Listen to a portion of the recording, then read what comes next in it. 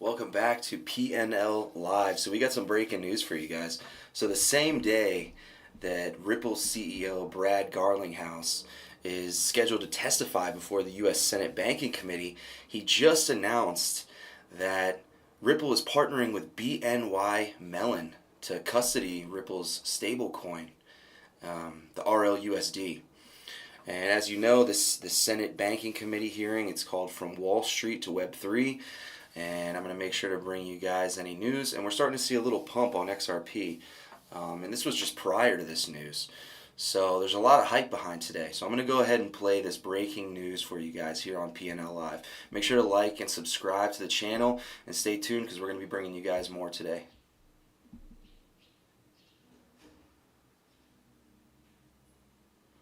Ripple announcing just moments ago that it's partnering with BNY for BNY to be its primary custodian for its stablecoin. Joining us first on CNBC, Ripple CEO Brad Garlinghouse. Wow, that's a nice shot, Brad. It suits you well. You're looking very even presidential almost. Welcome.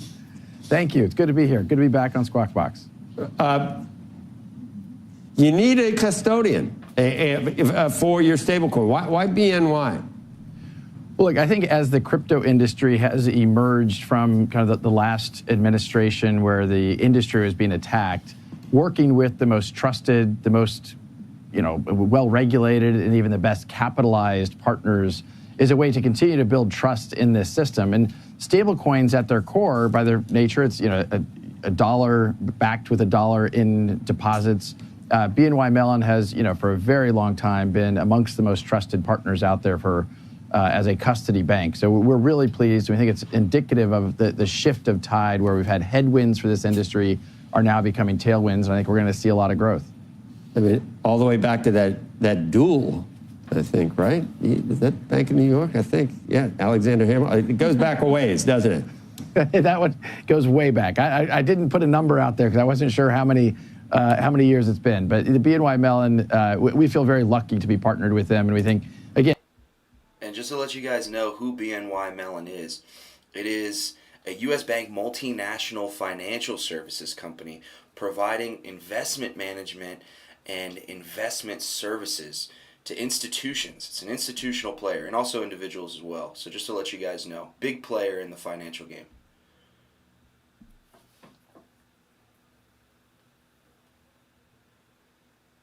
And building trust for the whole industry and having RLUSD, our stablecoin, which just passed $500 million of market cap. We launched only about 6 months ago. So we're really pleased with that trend line and feel like this will only continue to build that trust. It's small compared to some of your competitors, though, at this point. How does that factor into how you approach the whole stablecoin industry? So the stablecoin industry is about $250 billion today. Many people think it'll be between 1 and 2 trillion in a handful of years. And just to chime in, he says between 1 and 2 trillion in the next 5 years. That's been a projection. But also the Secretary of Treasury said that could be multiple trillions of dollars very, very shortly, upwards of $20 trillion. The growth behind it has been profound. We joined the market kind of late, partly because we were using stable coins in our payment flows for our institutional customers. As you probably know, Ripple at its core has been a payments company and solving a cross-border payments problem. We use stable coins, we use XRP where it makes sense. And stable coins, when we were using that, we were a big part of activity for us. We were minting a lot, and we thought we can participate in this market given our institutional background, given the fact that we've leaned into compliance and been very regulated. We have over 60 global licenses to participate in these markets. So we feel like the growth ahead will serve us well as we continue to serve that institutional client. This doesn't. You still want a banking license, right? Even though you have this deal with BNY. Well, yes is the short answer. We have pursued and requested application to apply for an OCC license as well as a Fed master account. We think that the key here for crypto and the kind of decentralized finance, as many people call it, Ripple has been building bridges between traditional finance and decentralized finance. The world isn't going to be taken over by crypto. Instead, we think about how do we take the best of what crypto brings in facilitating faster, cheaper transactions and bring it to traditional finance. That's been at the heart of what Ripple has been focused on from the beginning. This is a step towards that, and certainly getting an OCC license. For those that have said that the crypto world wants to be unregulated, whatever, the opposite is true. You know, I'm here in Washington in part, as you referenced, there's a Senate Banking Committee hearing today. We are advocating as an industry to be regulated.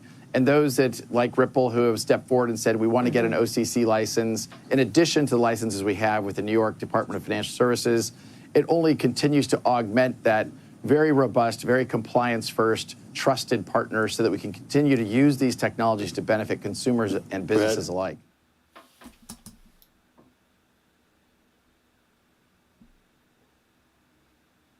Oh man, we really got a commercial here? Let's see. You're not going to believe what happened. Tell me everything. I'll show. There's more to this video or not. Let's see. I think there was. Very unprofessional. I'm sorry, guys. Come on, really? You guys aren't going to let me skip it? So this is going to be huge. This was a very strategic move for Brad Garlinghouse to come out right now, right before the Senate Banking Committee, and say, hey, look, we got a partnership with BNY Mellon. Okay, so that's it. That's the end of the video. So, and then on top of that, we got more news coming up with the Senate Banking Committee and him going in front. And he actually just came out yesterday and published the entire script of what he's going to be saying and giving XRP a shout out. So I think there was a nice little pump today on XRP, and then I think it's going to be crypto week coming up here starting the 14th. So all boats are seeming like they're going to float if regulation goes through. There's definitely still a lot of things that representatives really need to pay attention to, because this is a really, really slippery slope for monetary sovereignty. This can get really Orwellian really fast if representatives aren't on top of this. Then we go from the Federal Reserve being a private institution that essentially dictates a lot of how the economy operates in the U.S. to giving this authority to Silicon Valley. So we really need to make sure Congress reins in on this exactly the way it's said in Article 1 of the Constitution. Otherwise, it can really get out of hand. I still think that Congress should probably be the ones minting stablecoins and not giving that over to private institutions. Just because I'm a constitutionalist, and that's kind of the way I would interpret that to be. So I don't know. I guess we'll see. But that's another one for today. Thanks for joining in, P&L Live. Make sure to like, leave a comment, subscribe if you haven't already. And none of this is financial advice. So we'll keep you guys up to date, and I'll pop